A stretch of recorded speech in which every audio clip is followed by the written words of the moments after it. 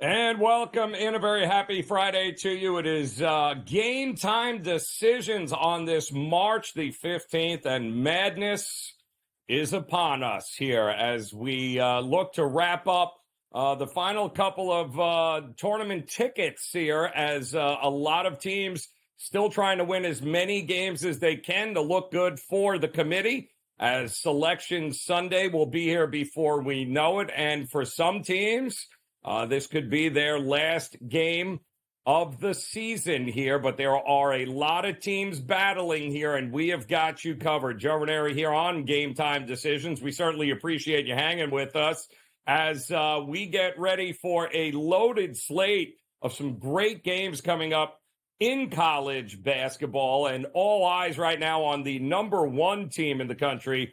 That would be UConn. That's right, UConn going up against the legendary Rick Pitino and the Johnnies. And we got ourselves a pretty good one here right now with about 11 minutes to go in the first half. It's a 22-20 UConn lead right now as the Johnnies have been playing their best basketball the last couple of weeks here heading into this Big East tournament. Now, is it guaranteed that they are win or lose this game, that they still have a shot at making an at-large bid? I don't think so. I think that a win here against UConn will certainly solidify their ability to go to March Madness. And as far as UConn goes, win or lose, we already know there's a good chance they're going to be a number one seed in the bracket when it's all said and done. But we will keep you posted on this one. We did see a whole lot of number one seeds today. In fact, some won, some didn't. In the Big Ten, you had Purdue held on to beat Michigan State 67-62. So the big question remains now, although Michigan State did get another win yesterday against Minnesota, the big question on Sunday is going to be, did Michigan State do enough to impress the committee in order to get one of those at-large bids? In Conference USA, how about number one Sam Houston getting upended by number 5 UTEP? So things didn't go well for that number one seed. Oh, yeah, how about Tennessee? Anybody remember Tennessee and Rick Barnes and what a unbelievably atrocious record that Rick Barnes teams have when it comes to conference tournaments and in March Madness? As we welcome in our radio audience here from around the country on this madness of a Friday. Joe Raineri here, Game Time Decisions on the SportsGrid Network. We had some number one seeds in the conference tournaments make do today in advance, trying to win their conference tournament. Purdue was one earlier that beat Michigan State. But Tennessee taking on the number 9 seed, Mississippi State, clearly on the bubble. Mississippi State having to win, or in all likelihood, missing out in any sort of postseason basketball. Well, guess what? Rick Barnes and Tennessee did it again. Letting backers down. Those that might have laid it here with Tennessee are trying to figure out how in the world did Mississippi State win 73-56? And the answer is a 38-19 first half, and that was it. It was lights out for Tennessee at that particular point. Why is that important? Well, Tennessee, what a stretch it has been. What a great season it has been. But the prevailing thought is the very coveted number one seeds coming up in March Madness. Houston, UConn, right? Tennessee was thought to get one here. The problem is with this loss, I do think this opens the door for North Carolina to be able to, if they run the table, if they win tonight, and we'll get to that game coming up against Pittsburgh. If they win tonight and then eventually win against whether it be Virginia, who I still can't believe nobody's been able to outdo them. I mean, that game last night was absolutely brutal. But they did beat Boston College in overtime. They're going to have to beat NC State if they're going to make it to the ACC championship. And that looks like that's going to be a bit of a coin toss as far as I'm concerned. That game coming up 9:30 tonight But North Carolina at 7 o'clock taking on Pitt is certainly going to be a fun one. North Carolina, 7.5, 8s as you're seeing up there. Can they get it done? I certainly hope that they do, since I have a number of future tickets here on North Carolina. But the fun thing is that with Tennessee losing, the opportunity for North Carolina to get that coveted number 1 seed in a bracket on Sunday would be huge, absolutely huge. So big spot tonight for North Carolina. We mentioned Houston, big spot for them coming up as they dismantled TCU yesterday. Well, they're going to have Texas Tech here tonight coming up at the top of next hour. They are now laying, it looks like, double digits for Houston to handle Texas Tech, who had no problem beating up on BYU yesterday. Texas Tech has been shooting lights out. Can that continue? Well, it better continue if they're going to have a shot against Houston here. But what happens now that Tennessee lost that number 1 seed?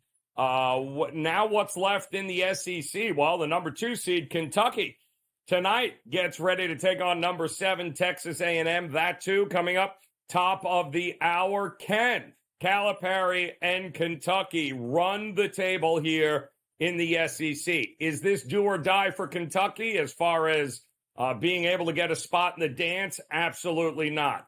Is it do or die for Texas A&M and Buzz? Yeah, it pretty much is. They are about as bubble a team as it gets. So Texas A&M, they need to keep winning some games here, and beating the number 2 seed here in this tournament, Kentucky, would go a long way in getting that done. And what about the other number 1 seed? We mentioned Houston. We've got UConn going at it right now with the Johnnies. We had Tennessee. Where else is there a number 1 seed? Well, that would be out west, and that would be with Arizona, who beat up a pretty helpless squad yesterday to get it done in advance. They're now taking on Oregon.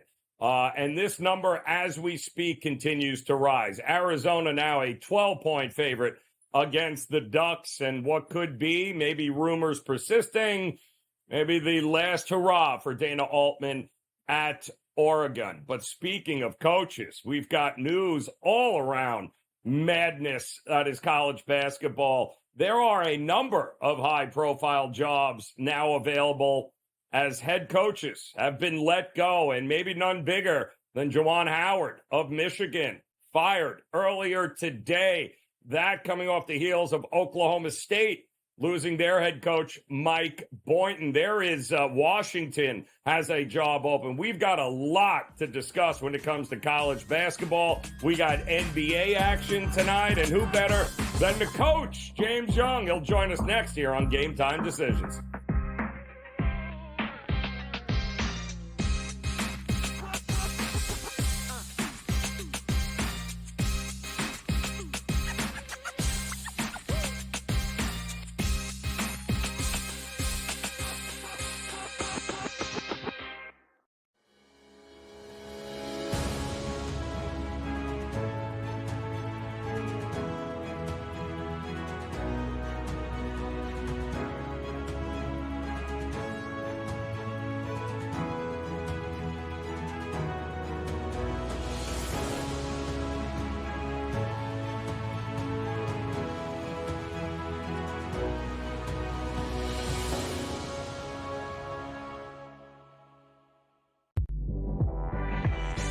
You can worry about Kentucky's maturity.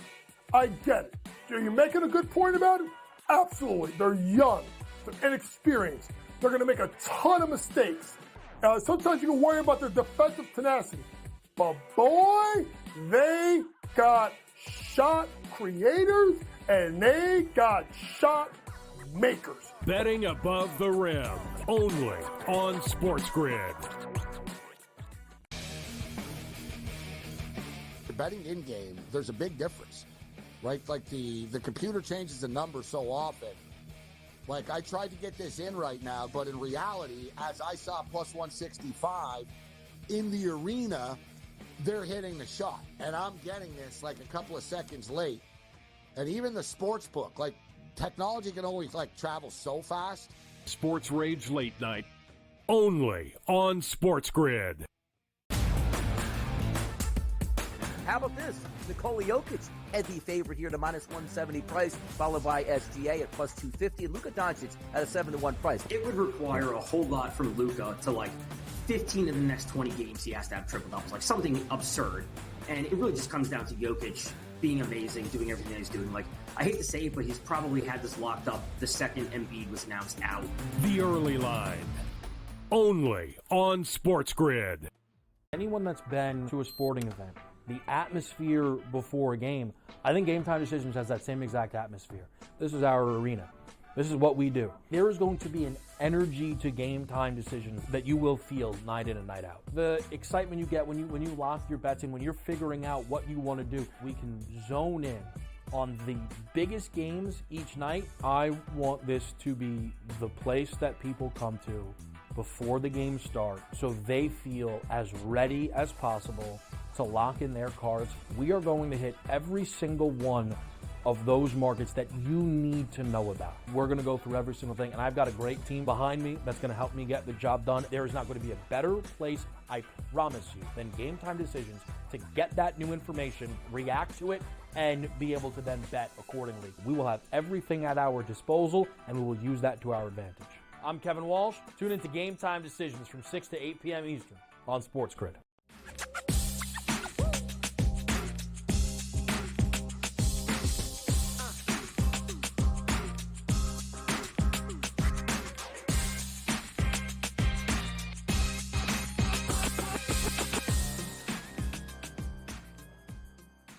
All right, welcome back in the madness. We are off and running here. March Madness college basketball, a lot to get into. I'm Joe Raineri. It is Game Time Decisions, and we certainly appreciate you hanging with us here on this Friday. And nobody does madness quite like the coach, James Young, in the house, ready to go here. And, Coach, it's already been one heck of a conference tournaments here for a lot of number one seeds. Things have just not worked out according to plan here, but we do have a number one seed in action right now. UConn taking on the Johnnies here. And, we started the show about, 12 minutes ago, Coach, and it was 22-20. Looked like it was going to be a fantastic game.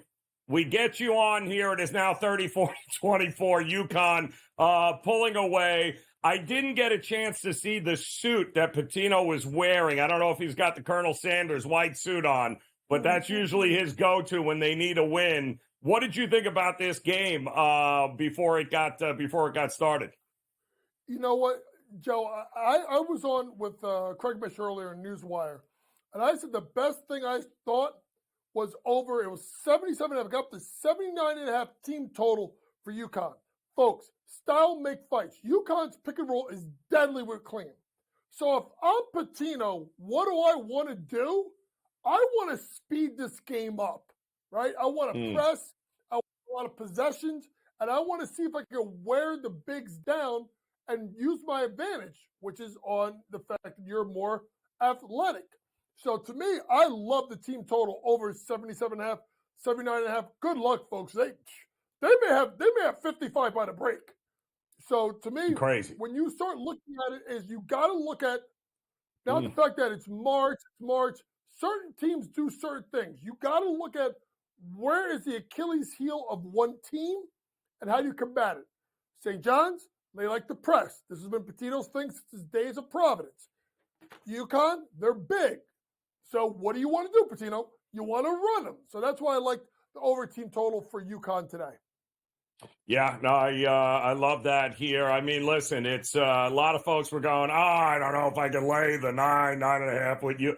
There are some teams you can lay it with and just make the bet and kick back and relax and know that it'll all work out in the end. Now, some people said maybe Purdue would have been that team earlier today, Coach, but they barely got by Michigan State there, but it wasn't so good. Now, we've talked about Matt Painter, you and I, a lot. Not a guy I want my money on in the month of March.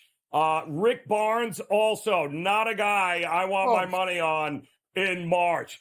What did you think of that Tennessee loss? Was that more an indictment on just how good maybe Mississippi State is playing right now? They already beat them this year. Now it's twice. Or is that once again Tennessee falling flat when it matters the most? Yes. To both. I mean, honestly, folks, and I got my hand caught in a cookie jar twice this afternoon. I thought that Purdue was gonna, I didn't think roll Michigan State. I thought they beat it by 10 plus. Folks, really quick, you saw the issue with Purdue. Number one, Braden Smith got hurt. He did come back.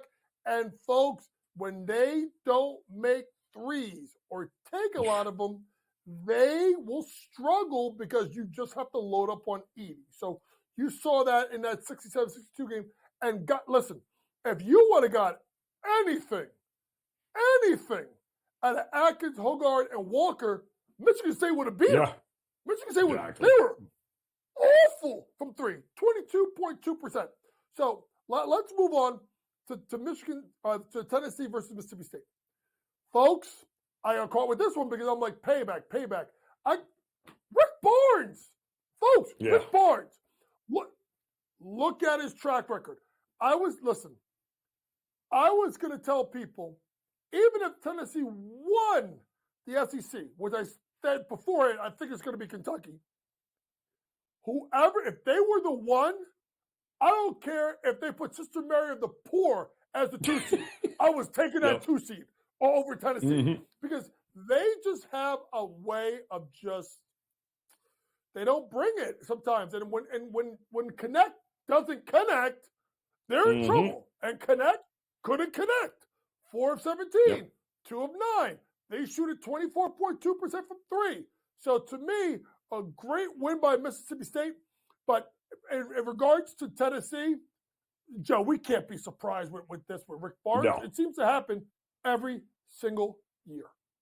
Yeah, no. Nobody was running. I wasn't running the window to give Matt Painter or Rick Barnes and I won't come tournament time either.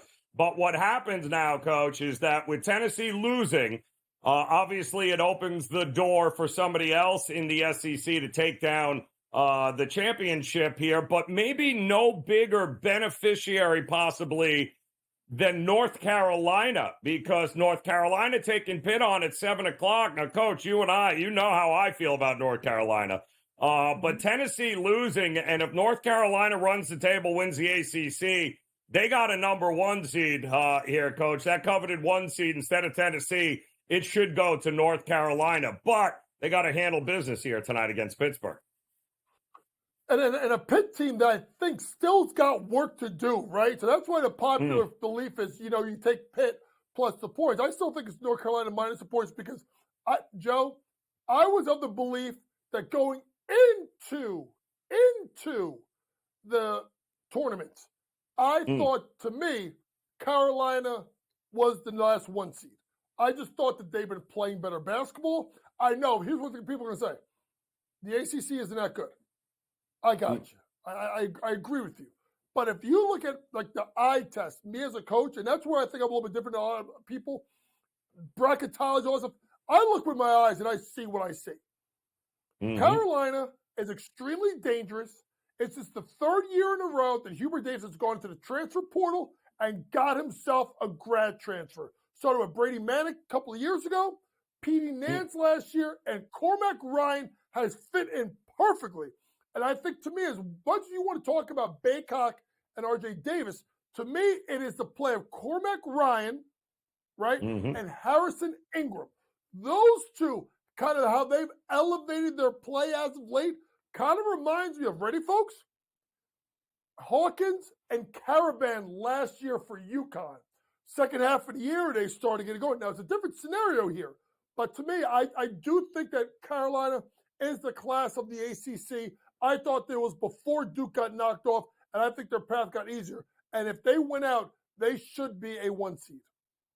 Absolutely, and it'll be well-deserved, and I'll feel much better about my 20-1 tickets here on North Carolina to win it all. Another number 1 seed tonight, Coach, in the Big 12 as Houston gets ready to take on Texas Tech. This number has been climbing all day long here. 10.5s. I've seen 11s, even 11.5s here, Coach.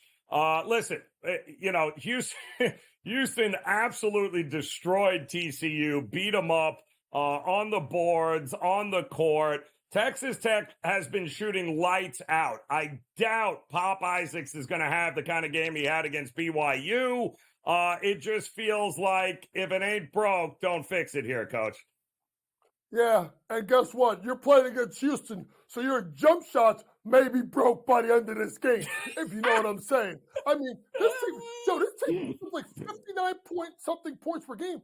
And I think I looked at their last couple of games, like, folks, have you been seeing this defense they've been playing as of late, Houston? Yep. Oh, if you don't know, let me tell you. 45 to TCU. They had 18 at the break yesterday. 46 Kansas. 59 Central Florida. Throw out the Oklahoma game. 59 to Cincinnati. So, to me, this team will lock you up. I love Houston minus the points. Them and Connecticut are a step above everybody else. I agree. And first half, too. Just rinse and repeat. Houston in the first half. Houston full game. We got a couple other number one seeds we're going to talk about next here on the grid.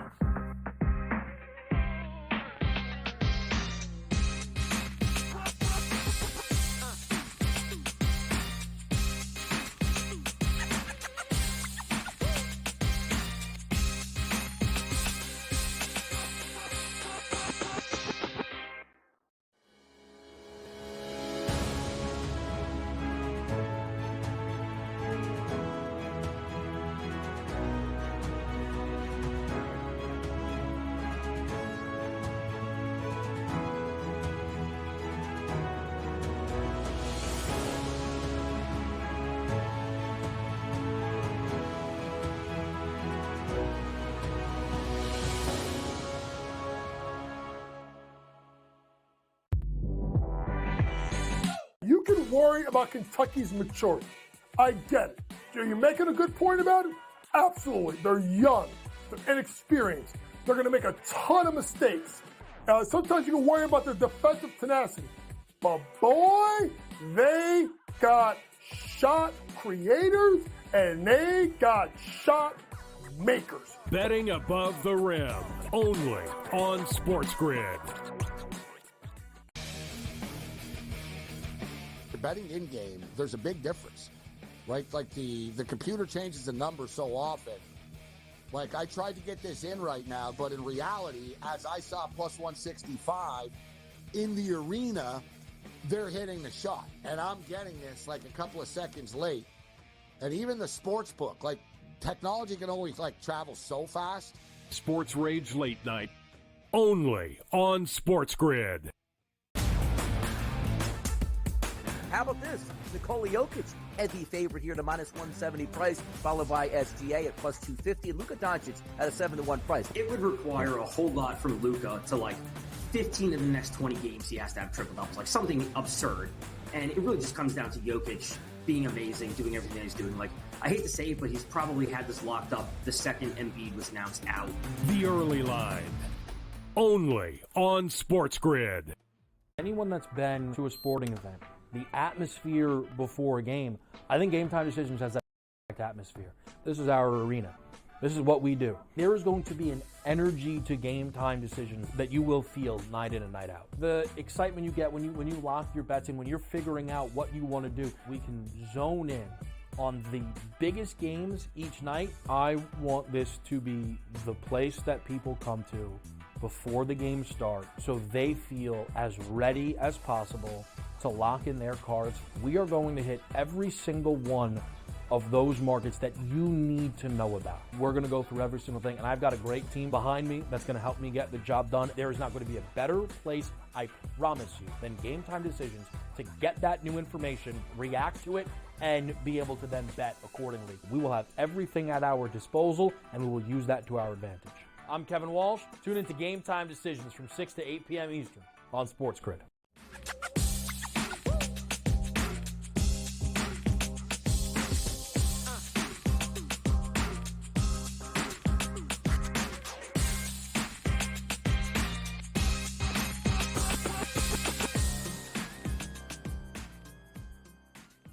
All right, welcome back in Game Time Decisions here. March Madness is upon us here. College basketball, plenty going on right now, including the number one team in the country, UConn, Connecticut, on top of St. John's right now, 40-32. Still got about 4.5 minutes to go before the break there. UConn, a number one seed, obviously. They look to advance to the Big East final.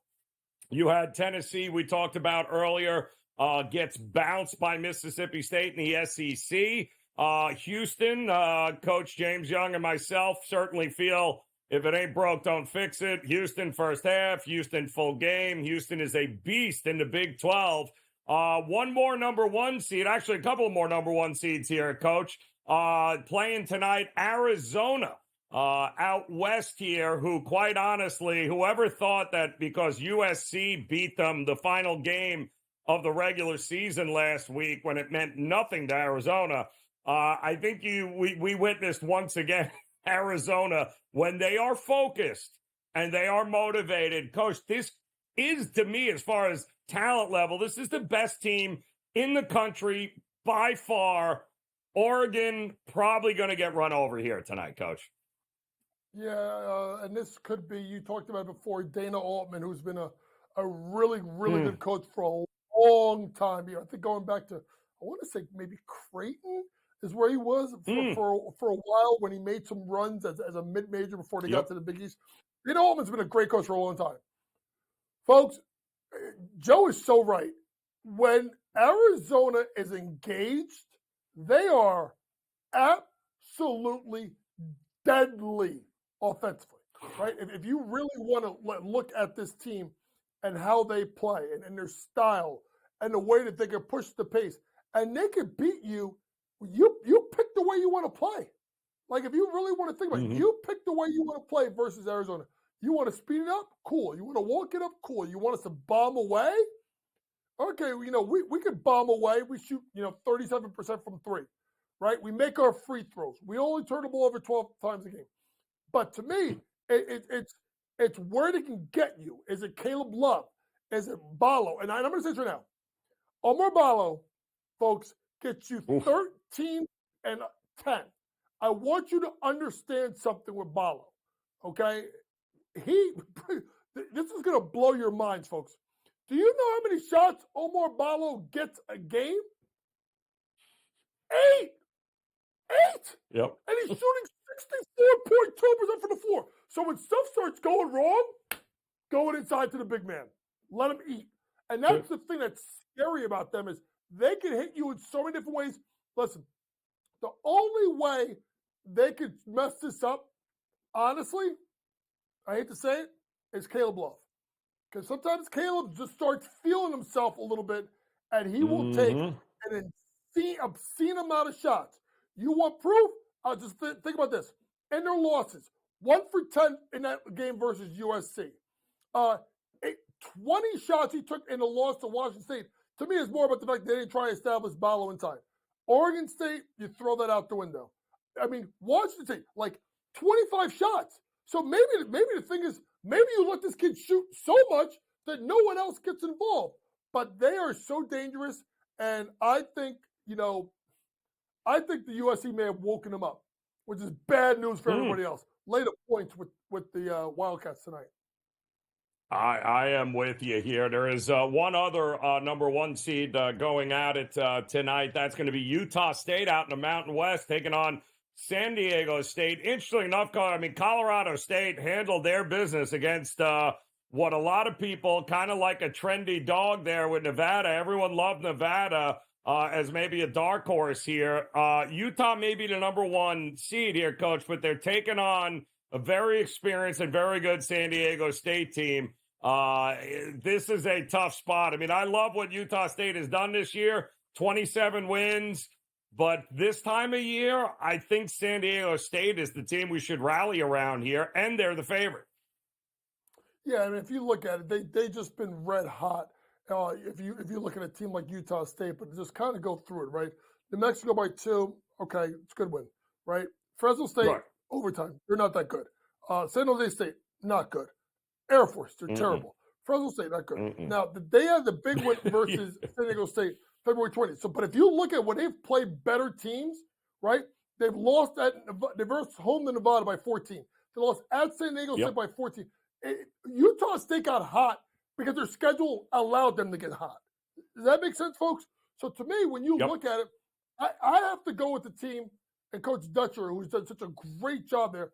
I ain't gonna mess around with this. I know people are thinking, oh, well, they lost 2 games in a row. They lost to Boise. That was in overtime. UNLV at UNLV, right? They got UNLV back. I think that the San Diego State team is the play. I know they are the away team, but folks, they're the favorites for a reason. Take San Diego State minus 4.5. And if you're worried about it, maybe let the game start, let the game come down to minus more than 2.5, and then jump in right then, maybe on the money line minus 150 when you see it. Yeah, I think it's just experience matters, which is why I like FAU coming up over North Texas there in the American Athletic. That's tipping off in about an hour or so. Coach, let's switch over to the NBA quick here. It's only a 6-game slate. Some of these games are just absolutely horrific on so many levels. The fact that I am actually debating on betting Charlotte should tell you everything you need to know about the card here tonight. But an interesting game coming up with Toronto taking on Orlando. Orlando, Coach, I mean, I don't want to say quietly because they've been playing. They certainly have the talent, and they've been playing great for a little while now. And I finally think the market is starting to catch up. Coach, this was 6.5 this morning. Look at it. I'm even seeing 9s popping up right now here. And you know what? I would still lay it with them. Why wouldn't you lay the points right now against Toronto? A Toronto team that's 2-6 against the spread their last 8 games. A Toronto team that is without RJ Barrett. Obviously, he's injured, but obviously condolences to RJ Barrett. Lost his brother last night. I do believe suddenly. But this Orlando team, that folks like. Here's the thing. These games mean so much in the East. Got to remember, we've talked about this. 4 through 8, New York, Orlando, Indiana, Philly, Miami. They're separated by 3 games in a loss column. Every game is going to be of utmost importance. So to me, I do love Orlando this spot tonight. And listen, I may be crazy. When you look at the schedule what Phoenix has the rest of the way, I mean, they still got to play Denver once, OKC once, Minnesota twice, even they're sliding a little bit, but they've had some good wins. Clippers twice, Bucks once, Cleveland once. It's getting late early for Phoenix. So to me, I know you're worried about the points and the fact that it's a back-to-back. I ain't. I think they got to go and they have to absolutely roll Charlotte. If you're worried about them taking too long, if I'm Frank Vogel, I'm throwing a knockout punch early. So what am I saying? You don't want to play the whole game? Play the half. Take the first half and expect this team to come out guns blazing. Because last night they got absolutely bombarded by 3s last night by Boston. I mean, everywhere you think. That's why I like it, folks. I said this. Well, I should have said this. Last night they had that 3s day thing on DraftKings. Man, if I see the Celtics playing, just pick a Celtic, put $10 down, you'll get your money back. You'll actually make more money. So to me, I do like Phoenix minus a point. If you want to take them first half, take them in the first half. They should absolutely roll them. Yeah, well, they are. Them and one other team here playing tonight, Coach. You don't want them in the fourth quarter. And I agree with you 100%. If I'm back in Phoenix, I'm backing them early. Their fourth quarter net rating is the worst in the NBA, next to the New Orleans Pelicans here tonight, Coach, who also are taking on a Clippers squad who, by the way, looks like Kawhi and Paul George are in. Harden is out again. So it's not a great spot for the Clippers. 5th game in 7 nights. Yeah, we get it. But Kawhi's actually sat out a couple of games here as of late. So was Paul George. It's the second of a back-to-back, and the Pelicans, I got to feel like if I'm backing them early here, Coach, because I don't trust them late in games either. Well, I'm not even going with any of the game. I'm just going to go with C.J. McCollum over 6.5 rebounds plus assists. He's gone over this a bunch of times. I think if you look at shot because it's 6.5, 7.5. I know at 7.5 he is going over 8 out of last 15. If it's 6.5, it's 11 out of last 15 because 3 of them he got to 7. But folks, this is a sneaky good matchup here because if you look at the strength of schedule, the rest of the way, 15th is the Clippers, 11th hardest is New Orleans, and folks, New Orleans is only 3 games out of the loss column. They could start, and so even though the Clippers were in 4th and the Pelicans were in 5th, they can make a little bit of a run here. They're playing really well, and Joe, they are dangerous, particularly now that Trey Murphy is back and he's starting to get his legs. I've been a big Trey Murphy, the third guy. I think he's someone that makes that team so much better for his ability to shoot the ball from 3 and stretch the floor.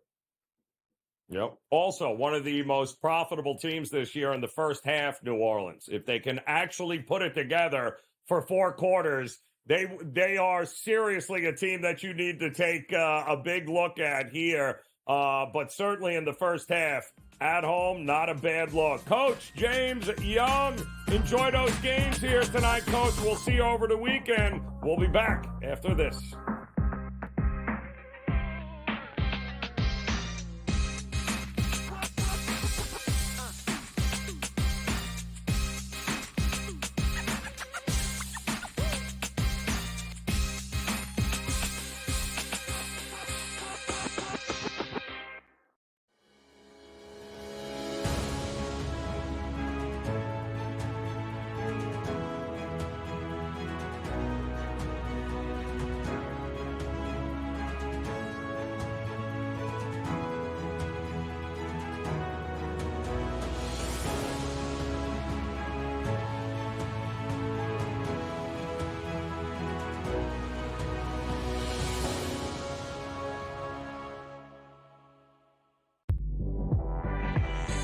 You can worry about Kentucky's maturity. I get it. Are you making a good point about it? Absolutely. They're young. They're inexperienced. They're going to make a ton of mistakes. Sometimes you can worry about their defensive tenacity. But boy, they got shot creators and they got shot makers. Betting above the rim, only on SportsGrid. Betting in game, there's a big difference, right? Like the computer changes the numbers so often. Like I tried to get this in right now, but in reality, as I saw plus 165 in the arena, they're hitting the shot, and I'm getting this like a couple of seconds late. And even the sports book, like technology can only like travel so fast. Sports Rage Late Night, only on SportsGrid. How about this? Nikola Jokic, heavy favorite here at a minus 170 price, followed by SGA at plus 250, and Luka Doncic at a 7-1 price. It would require a whole lot from Luka to like 15 of the next 20 games he has to have triple doubles, like something absurd. And it really just comes down to Jokic being amazing, doing everything he's doing. Like, I hate to say it, but he's probably had this locked up the second Embiid was announced out. The early line, only on SportsGrid. Anyone that's been to a sporting event, the atmosphere before a game, I think GameTime Decisions has that same exact atmosphere. This is our arena. This is what we do. There is going to be an energy to GameTime Decisions that you will feel night in and night out. The excitement you get when you lock your bets in, when you're figuring out what you want to do, we can zone in on the biggest games each night. I want this to be the place that people come to before the game starts so they feel as ready as possible to lock in their cards. We are going to hit every single one of those markets that you need to know about. We're going to go through every single thing, and I've got a great team behind me that's going to help me get the job done. There is not going to be a better place, I promise you, than GameTime Decisions to get that new information, react to it, and be able to then bet accordingly. We will have everything at our disposal, and we will use that to our advantage. I'm Kevin Walsh. Tune into GameTime Decisions from 6 to 8 p.m. Eastern on SportsGrid.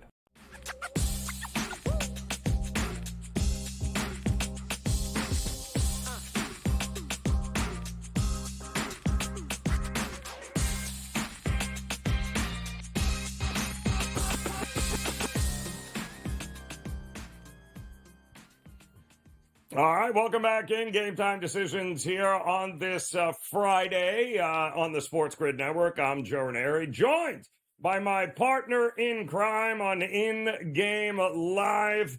Over the weekend, a little all-access style, Matty Peralt joining us here. And great night. I mean, you're kind of like in ground zero there, Matty, when in Vegas. You've got, every time you turn around, there's a tournament in a different building right around you. So it's got to be absolute craziness by you here tonight. But we are seeing the Johnnies right now out east trying to keep pace with number one UConn. We've got number one Houston coming up a little bit later here tonight. Number one Arizona. We saw Tennessee lose. Anybody you're worried about maybe as a big favorite of number one to maybe lose here tonight heading into the weekend? You know, I went back and forth with Dave Sherapen earlier today on BVB about this. I think St. John's is live to beat UConn. He didn't really agree with me, but I think look in that building, it's one of the few times that UConn, who plays at MSG all the time, they don't have the home court advantage they normally have. They normally have 3-1, 4-1, 5-1 fans. And Dan Hurley's already gotten these ridiculous chipmunk ears when it comes to whatever happens with a fan. If somebody says one thing to the guy, he loses his mind. It's the third time this year Dan Hurley has had an altercation with a fan during or after a game. I don't understand why this guy thinks that he can just go, all right, I'm going to forget I'm coaching a basketball game, and I'm going to worry about some guy saying something like it's the first time a fan has ever been disrespectful to a coach. This comes with the territory, man. I don't know. Like, he has a ring on his finger, so now he's untouchable. I am not a very big fan of Dan Hurley at all. I would love for Patino to knock them out today. They'll probably fall short, but St. John's might cover. Listen, for 52-47 at the break, anything is possible. It's why they call it madness. Now, I'm so glad you're on here tonight because I did not get a chance to watch this game yesterday, but I had them and I lost. What happened to Creighton last night exactly? And let me ask you a better question. Is it more of an indictment? Was Providence that good, or was Creighton just that bad in the game? Creighton and BYU are very similar. Now, BYU is more heavy on the two than Creighton is. They're, I think, 41% of their offense comes from behind the arc. The Creighton Blue Jays are about 36% of their offense.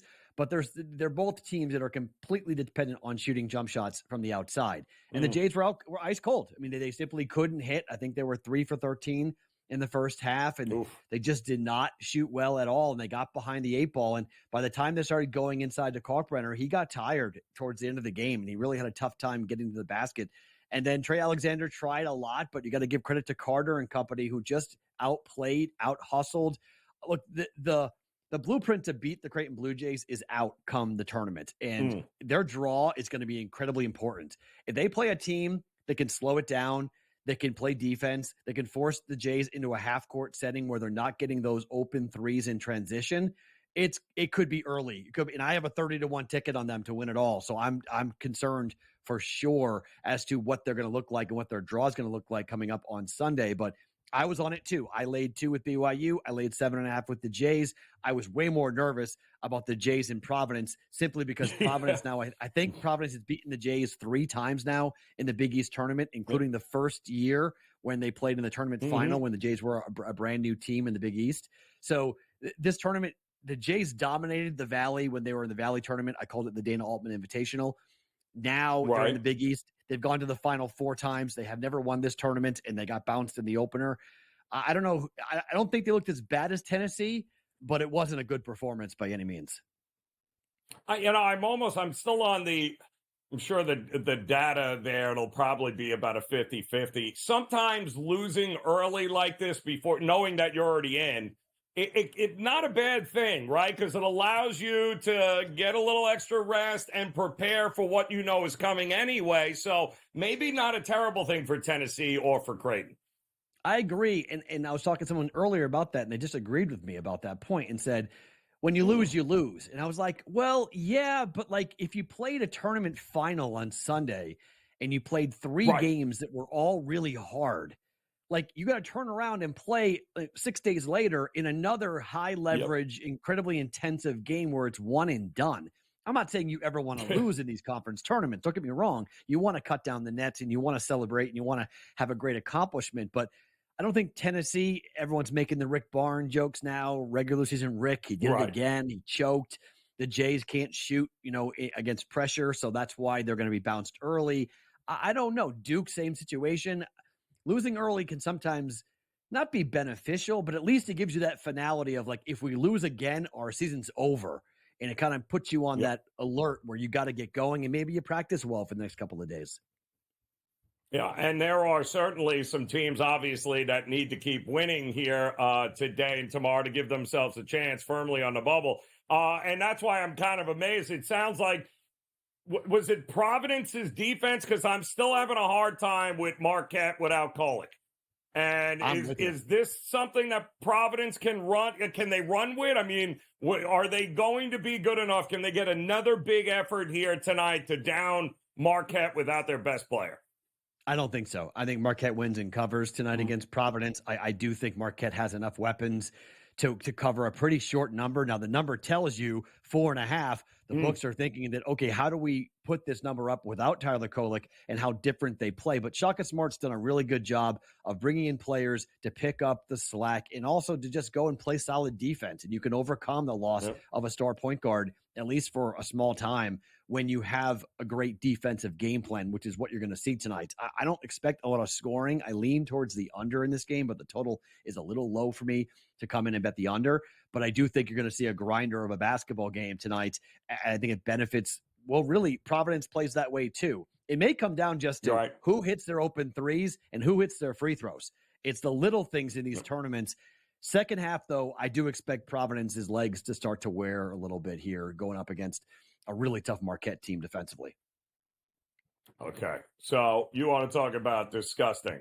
I watched Virginia because it's like a good car crash, and I watched that in the overtime, and they made like one bucket, and I was like, this is awful. It's 122.5 the total tonight against NC State. What am I crazy for going? I don't think they get to 100. I think the first 1 to 50 wins. Is that bonkers?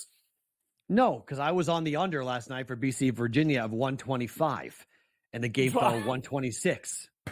Okay, so to tell you at where I was and how furious I was, it was under the entire day. It was at that and 5.5. I didn't take BC plus 5.5. That's right. I mean, BC was 5.5 point dogs. Virginia won by 6, and the game fell 126.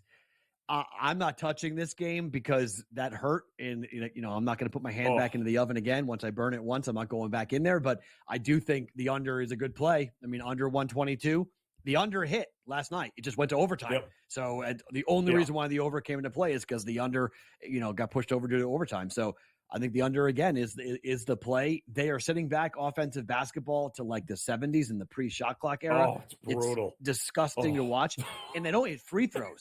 Joe, the funny thing is they missed their free throws. Like, not only can they not shoot offensively, they can't shoot from the foul line. Like, what is that? You figure a team that plays defense, this is supposed to be a smart kid school, right? Smart kids hit free throws. Not this team, not Virginia. They don't hit free throws. They hit nothing offensively. And here's the worst part about this, right? So, you know how I feel about North Carolina. I've got them in the future. We were talking last week. I'm like, get your tickets now. Hurry up and get them now. They've got Pittsburgh here tonight, which takes 44% of their shots from 3. If they're not falling, good luck, Pittsburgh, trying to keep up here at North Carolina. But we might actually have a North Carolina, Virginia. You want to talk about two extremes on the opposite side. I mean, with Tennessee losing now, this is a prime opportunity for North Carolina to grab that 4th number 1 seed in the bracket, isn't it? 100%. And look, I think you're dead on with the 3-point shooting tonight. I saw yesterday after their blowout win, I think North Carolina now has the most 20-point wins, 20-point plus wins in the history of the ACC tournament. So, like, they normally blow people out. So I'm not going to be surprised if Pitt gets completely blown out today. I mean, it was a 10-point plus, I think it was 13-point loss at Pitt when Carolina went there and beat them on their home court. Now this is a neutral court with a chance to have a lot of Carolina fans there. Not a lot of Pittsburgh fans are going to be there, obviously. This game might get away from Pitt pretty quickly. I like Carolina tonight. I don't know about laying the 7.5. I want to wait and do it in game. I'm hoping to get somewhere around 4 or 5, but I'm definitely betting Carolina tonight. Yeah, I'm with you here. It is an absolutely disgusting card in the NBA. It's almost like they were like, all right, listen, we know March Madness. We'll just, here, Charlotte, go out there. Like, let's see what you've got. It is disgusting. Was there any one game that stuck out to you here tonight on this slate? I kind of toyed with the idea of taking the under in Atlanta and Utah, but then I stopped myself and said, what are you doing? You can't do that. You can't bet the under in that game. I've only bet NBA unders, Joe. Like, this is the only thing I'm betting recently in the last 2 weeks. All I'm betting is NBA unders. Other than that, I dabble in a couple of prop bets here or there.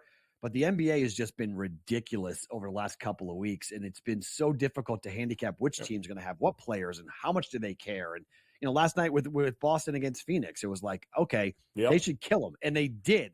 But I was even afraid to bet Boston because that was a typical game where Boston would roll the ball out and be like, yeah, nah, forget it. You can have it, Phoenix. We don't need it. So it's very topsy-turvy in the NBA right now. But you're right. The slate tonight is absolutely awful.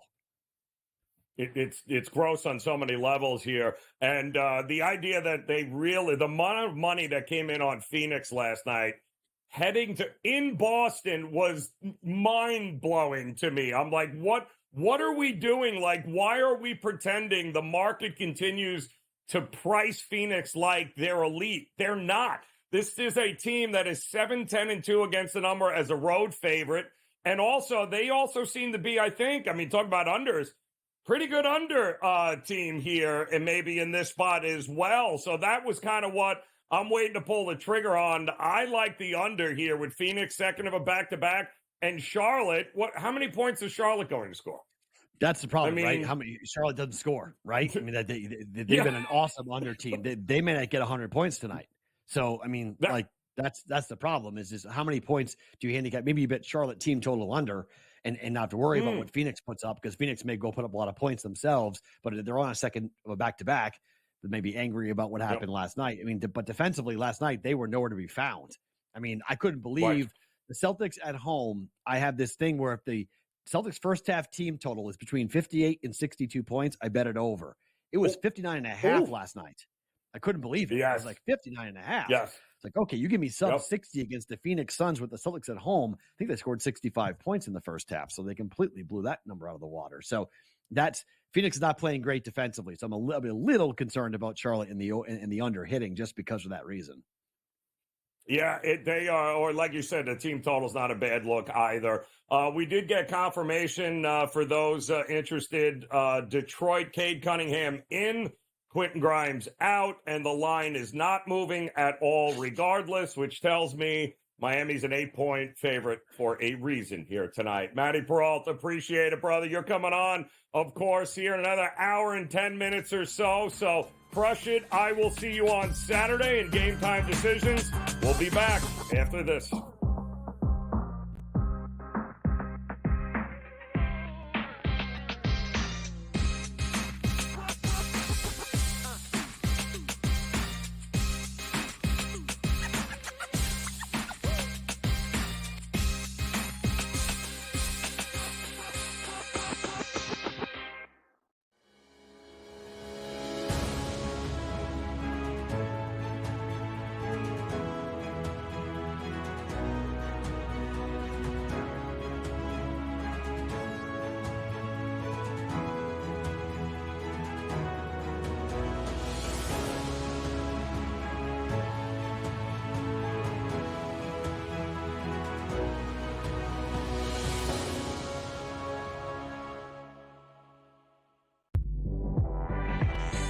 You can worry about Kentucky's maturity. I get it. Are you making a good point about it? Absolutely. They're young. They're inexperienced. They're going to make a ton of mistakes. Sometimes you can worry about their defensive tenacity. But boy, they got shot creators and they got shot makers. Betting above the rim, only on SportsGrid. Betting in game, there's a big difference, right? Like the computer changes the number so often. Like I tried to get this in right now, but in reality, as I saw plus 165 in the arena, they're hitting the shot. And I'm getting this like a couple of seconds late. And even the sports book, like technology can only like travel so fast. Sports Rage Late Night, only on SportsGrid. How about this? Nikola Jokic, heavy favorite here at a -170 price, followed by SGA at +250, and Luka Doncic at a 7-1 price. It would require a whole lot from Luka to like 15 of the next 20 games he has to have triple doubles, like something absurd. And it really just comes down to Jokic being amazing, doing everything he's doing. Like, I hate to say it, but he's probably had this locked up the second Embiid was announced out. The Early Line, only on SportsGrid. Anyone that's been to a sporting event, the atmosphere before a game, I think GameTime Decisions has that same exact atmosphere. This is our arena. This is what we do. There is going to be an energy to GameTime Decisions that you will feel night in and night out. The excitement you get when you lock your bets in, when you're figuring out what you want to do, we can zone in on the biggest games each night. I want this to be the place that people come to before the games start so they feel as ready as possible to lock in their cards. We are going to hit every single one of those markets that you need to know about. We're going to go through every single thing, and I've got a great team behind me that's going to help me get the job done. There is not going to be a better place, I promise you, than GameTime Decisions to get that new information, react to it, and be able to then bet accordingly. We will have everything at our disposal, and we will use that to our advantage. I'm Kevin Walsh. Tune into GameTime Decisions from 6 to 8 p.m. Eastern on SportsGrid.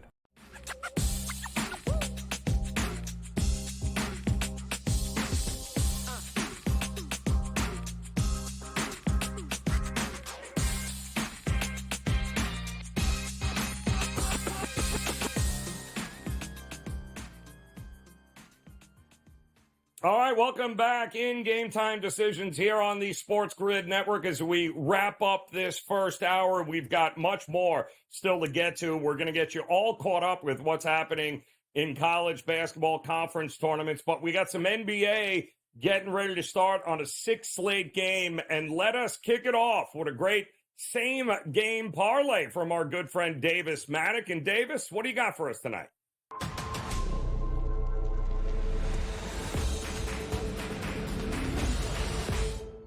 All right, guys, we are back for another same game parlay over on the FanDuel Sportsbook. We are going to be focusing in on the Atlanta Hawks at the Utah Jazz. Definitely not one of the marquee games here tonight in the association, but I like an angle here. We are going to take the Atlanta Hawks -2.5 points to begin this 3-leg same game parlay. I do continue to kind of like, in a weird way, these Hawks lineups with Dejounte Murray as the smallest player.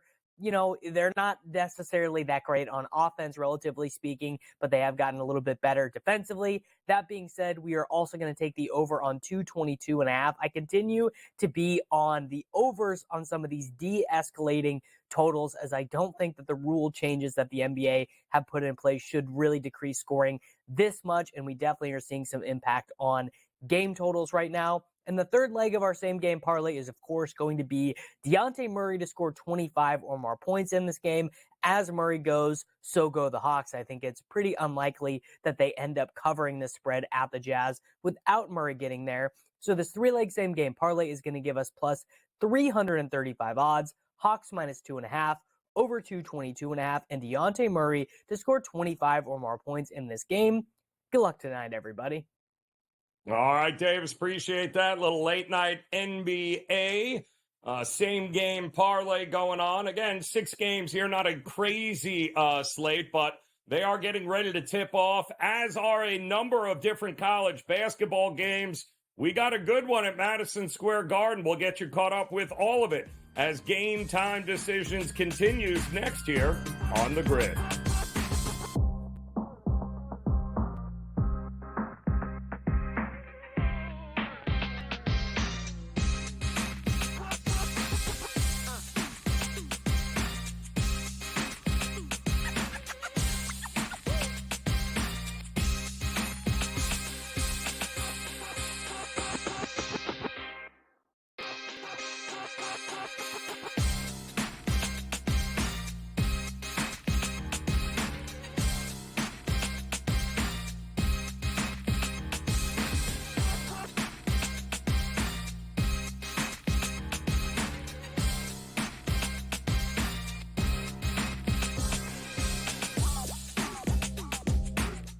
And welcome in Game Time Decisions on this Friday here on the SportsGrid Network. What a week it has been, and what a weekend it is shaping up to be. I'm Joe Raineri. Certainly appreciate you hanging out with us here on the SportsGrid Network as we've got madness going on right now, and we don't even have the brackets in place just yet. But when I say madness, I mean madness here. Madison Square Garden is where we will start as UConn and the Johnnies, St. John's, in a battle right now. How about it? A 61-54 UConn lead. St. John's has gotten this within a bucket a number of times, and every time they do, UConn answers, which, of course, is the mark of a champion, and that's exactly what UConn is. 61-54, 16 minutes to go in the game, in-game total, 181 in that one there. We also have a couple other games underway. How about a little Big Ten action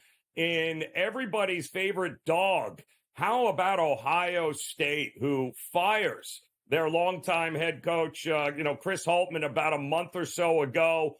Things could not look any worse for the Johnnies. And what happens? Well, they fire Holtmann and they rattle off a whole bunch of wins, and they are playing some of their best basketball right now, and they are looking to keep that going here, taking on Illinois right now, the number 13 team in the country, 22-17 right now. Ohio State getting 4.5 in that game, which is about what the in-game number is right now. You got to love it because we saw Purdue sneak by Michigan State earlier today. That game, if Michigan State could have hit a shot, would have had actually a pretty good chance at Michigan State actually upending number one Purdue. But Purdue advances. You've got Ohio State and Illinois going at it right now with the dog Ohio State. I think a very live dog in this one. And then coming up a little bit later tonight, how does Indiana taking on Nebraska sound for you here? As Indiana has now put a 5-game winning streak together. What a battle and fun game that was to watch with Indiana last night, getting it done here. And now they have an opportunity, and dare I say that Indiana playing its best basketball for Mike Woodson that we have seen all season long. The fact that we even are talking about Mike Woodson still as the coach of Indiana is kind of crazy. Our very good friend here, Scotty Farrell from Coast to Coast, if you guys have watched the network here, him and I have had many conversations about that Indiana basketball team. It's his alma mater. And boy, oh boy, not exactly the biggest Woodson fan, but I got to tell you, what he has done with this Indiana team has been pretty impressive down the stretch, in fact. So they are going to be the underdog in this one. Nebraska has also had an amazing year under Fred Hoiberg, their former NBA coach.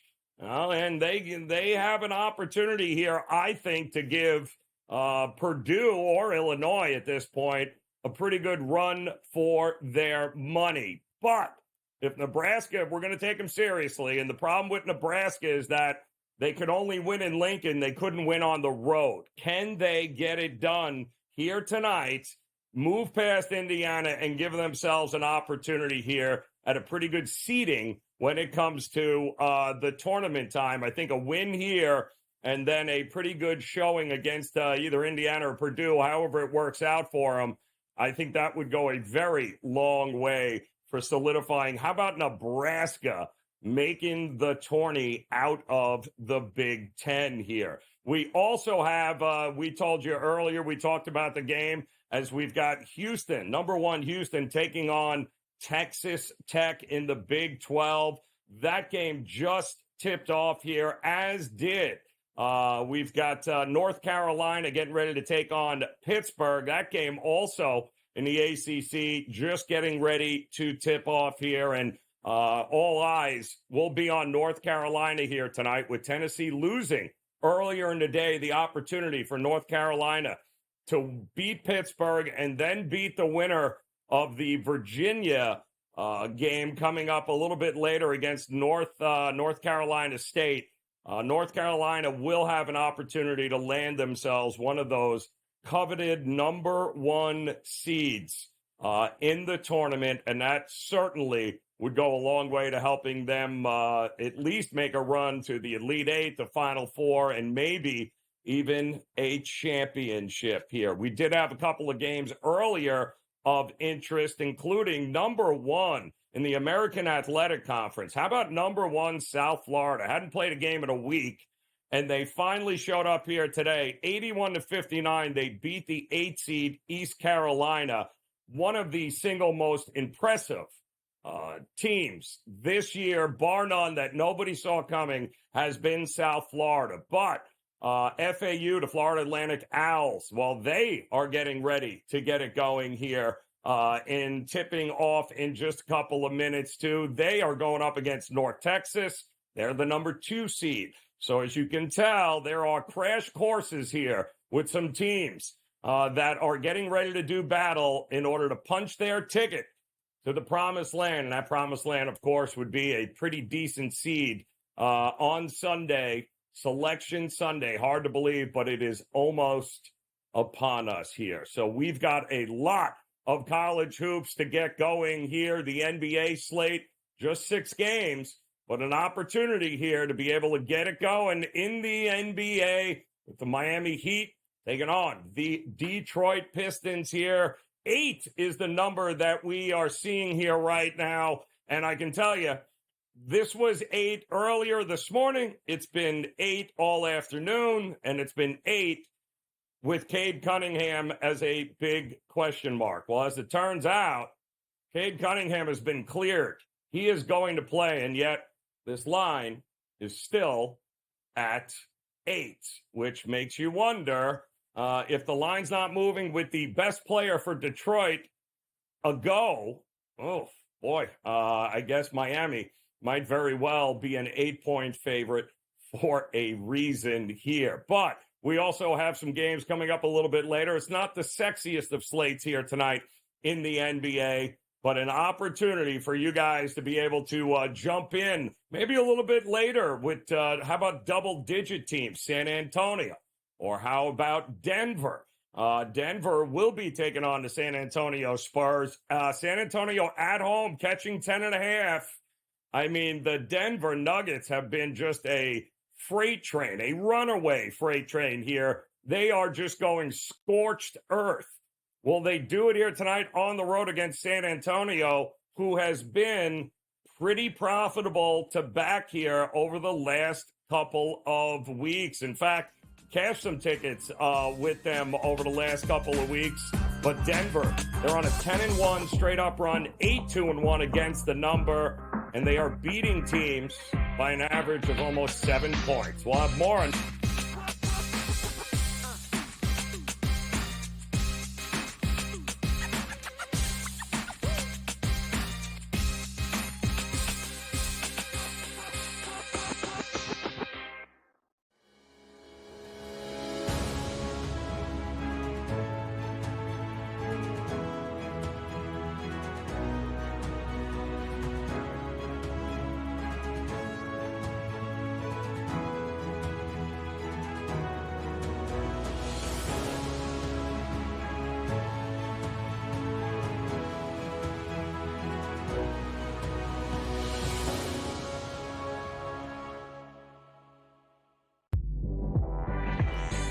You can worry about Kentucky's maturity. I get it. Are you making a good point about it? Absolutely. They're young.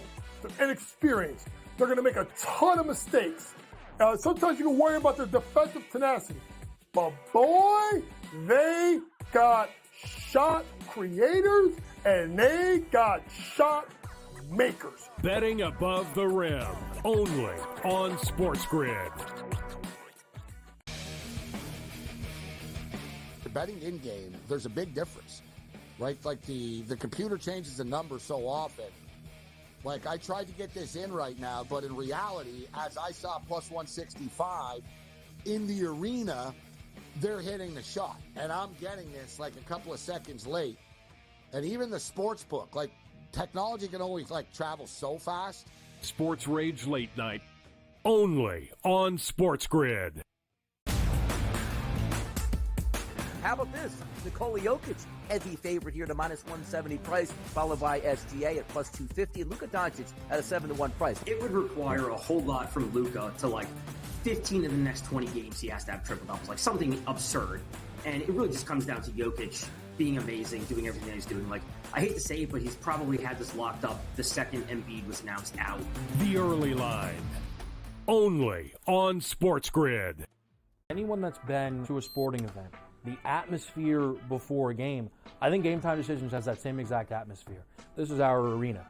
This is what we do. There is going to be an energy to GameTime Decisions that you will feel night in and night out. The excitement you get when you lock your bets in, when you're figuring out what you want to do, we can zone in on the biggest games each night. I want this to be the place that people come to before the games start so they feel as ready as possible to lock in their cards. We are going to hit every single one of those markets that you need to know about. We're going to go through every single thing, and I've got a great team behind me that's going to help me get the job done. There is not going to be a better place, I promise you, than GameTime Decisions to get that new information, react to it, and be able to then bet accordingly. We will have everything at our disposal, and we will use that to our advantage. I'm Kevin Walsh. Tune into GameTime Decisions from 6 to 8 p.m. Eastern on SportsGrid.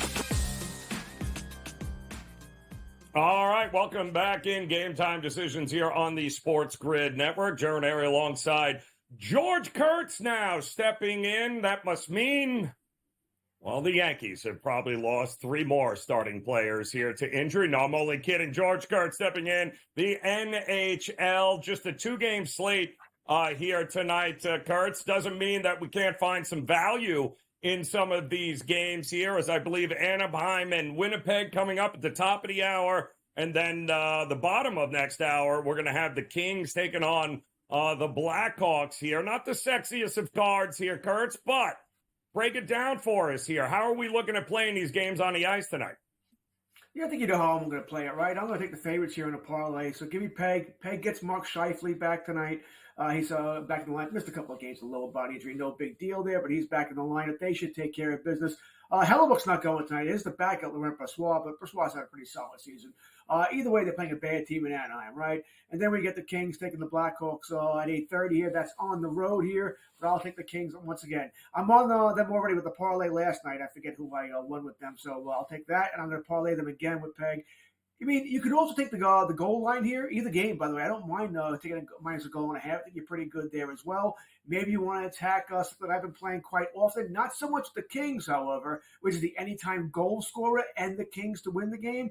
The problem is, who would you bet on with the Kings? You know, Trevor Moore, Adrian Kempe, Kopitar. It's tough to find. They don't have a Matthews. They don't have a Zach Hyman, my 2 favorites this year for that bet. So I'm going to parlay. Give me Peg. Give me the Kings. All right, there you go. Keep it simple there, Kurtz. Go with the chalk. We've been talking, obviously, it's March Madness, and it is truly madness when it comes to college basketball. But, George, I don't know if anybody told the NFL that it's March Madness. That doesn't mean that free agency goes absolutely off the rails, which is exactly what happened here all week long, and even more so today, George, because I thought, hey, listen, as the days go on, the less crazy it'll be, like all the crazy stuff we learned early on, right? Yeah, no. We'll start with, how about one of the all-time greatest defensive players to play the game? 10 years, ended up getting got his ring a couple of years ago. I thought he was going to retire after he won the ring, but he did hang in there for a year, and now he has hung it up here as one of the greats. Aaron Donald still probably had a little left in the tank, George, but I got to tell you what, I got a lot of respect for guys who would rather leave a year early than a year late. And kudos to Aaron Donald. Definitely Hall of Famer, in your opinion? Oh, first ballot Hall of Famer, right? Absolute first ballot Hall of Famer. One of the best, if not the best, at his position. I mean, there was I saw somebody put up, it might have been FanDuel, it might have been Super 70 Sports. If you could only pick one, Aaron Donald, Reggie White, Lawrence Taylor, which one you taking? All right, now they played different positions. Donald was interior, Reggie White was an end, and of course LT was a linebacker here. But that's how good Aaron Donald was. All right, or is. You're right, he could still play. And I agree with you wholeheartedly. I have no problem with the football player leaving early, right, with his health. Football's a brutal game.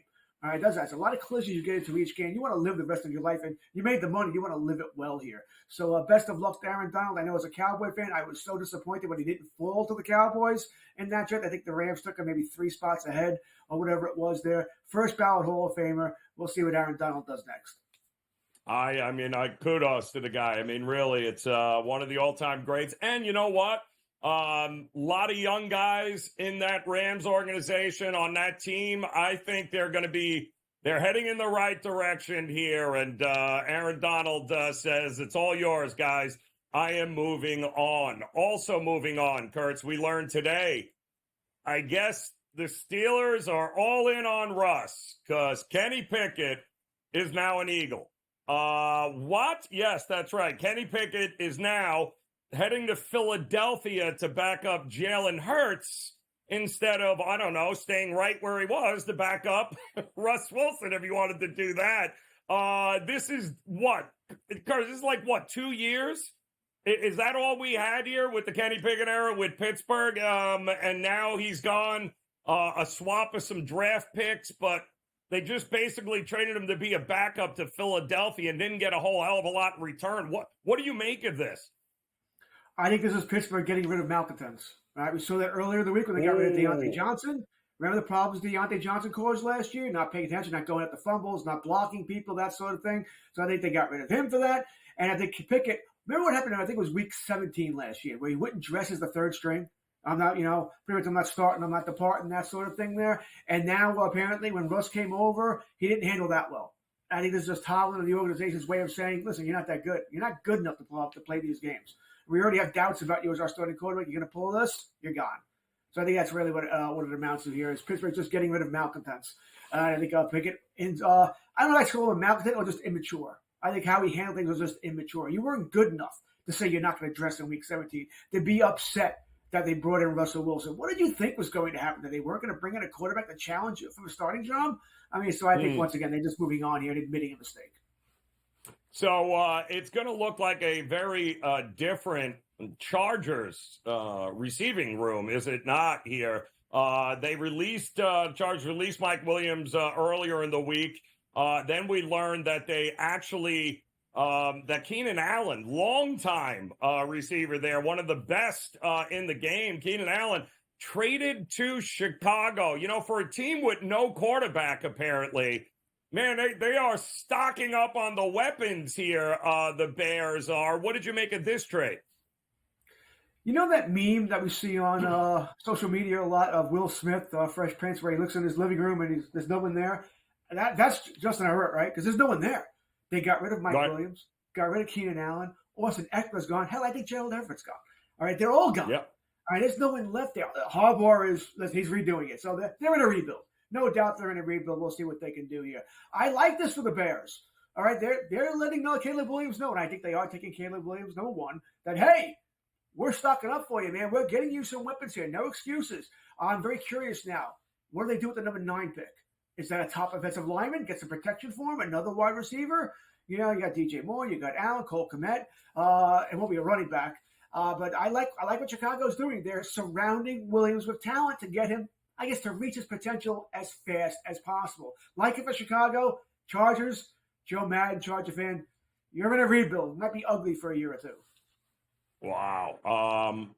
It's amazing to me, all these weapons you're getting, and you have no idea who the quarterback is, apparently. Well, we'll have to see there. But we do know Mahomes got himself a weapon. How about it, Hollywood Brown to the Kansas City Chiefs here, Kurtz?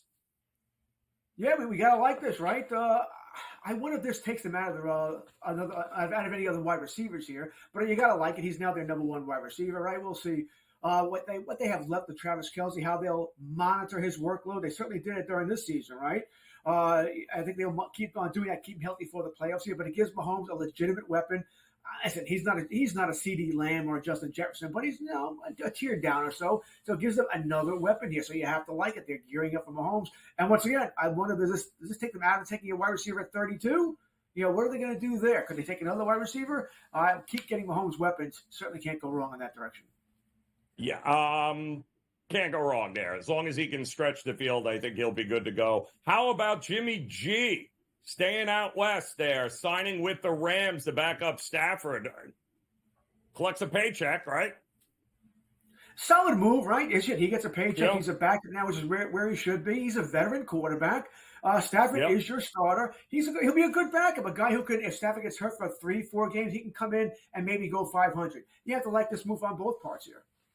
I do. It makes a whole lot of sense. And also, George, tremendous move by the Dallas Cowboys when Cowboys haven't made a move. George Kurtz, pleasure, as always, my friend. Game Time Decisions will return after this.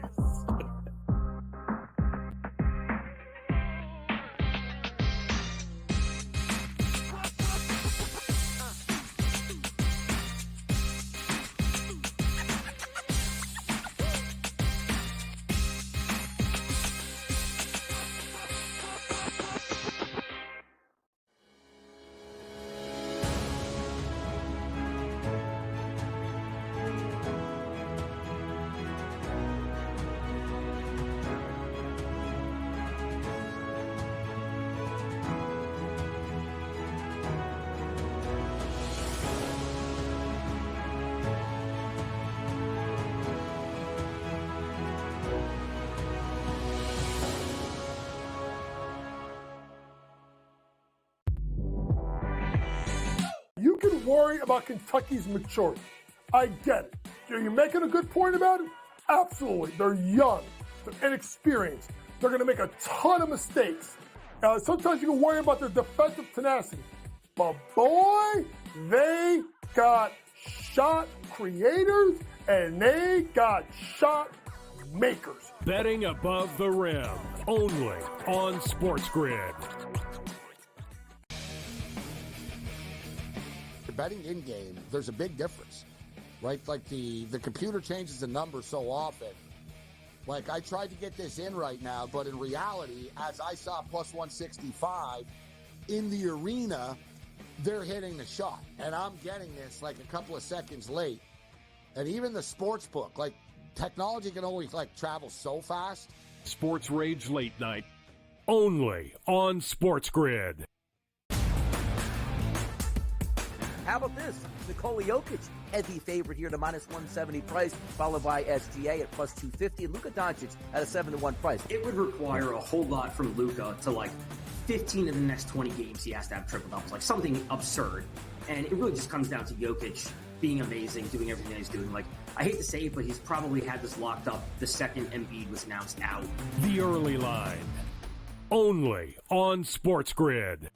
Anyone that's been to a sporting event, the atmosphere before a game, I think GameTime Decisions has that same exact atmosphere.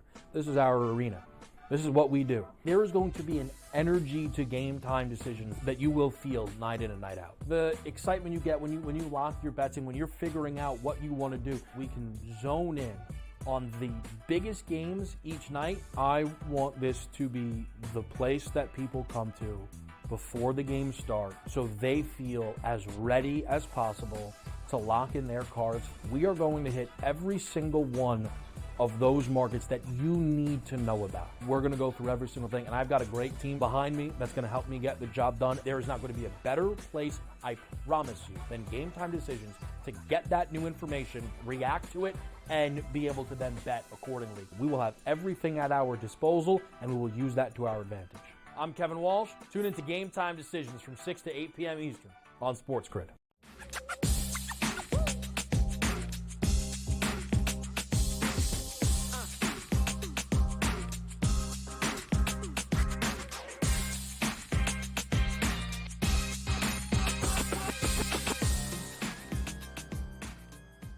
All right, welcome back in. Game Time Decisions here on the Sports Grid Network. I'm Joe Raineri. Appreciate you stopping by as the madness continues. About 9 minutes left here. The Johnnies trying to keep it close to UConn, 73-64 right now at Madison Square Garden. Stop me if you've heard this one. Houston 17, Texas Tech 5 with about 12 minutes to go there. If it ain't broke, don't fix it. And our next guest knows a little something about that philosophy. Is Brady Cannon joining us here as the PGA, the players underway here, day number 2.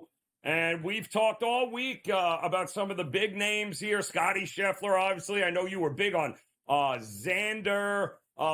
We've talked to Rory. We've gone through the gauntlet here of big names. And the one guy, Brady, that we neglected to spend a whole lot of time talking about is now 4 shots ahead of everybody else in the field here with Wyndham Clark, a U.S. Open champ. 7 under today here, moving day. And boy, did he move right to the front of the pack with your boy Xander Schauffele right behind him. What are your thoughts on what Wyndham Clark is doing here so far?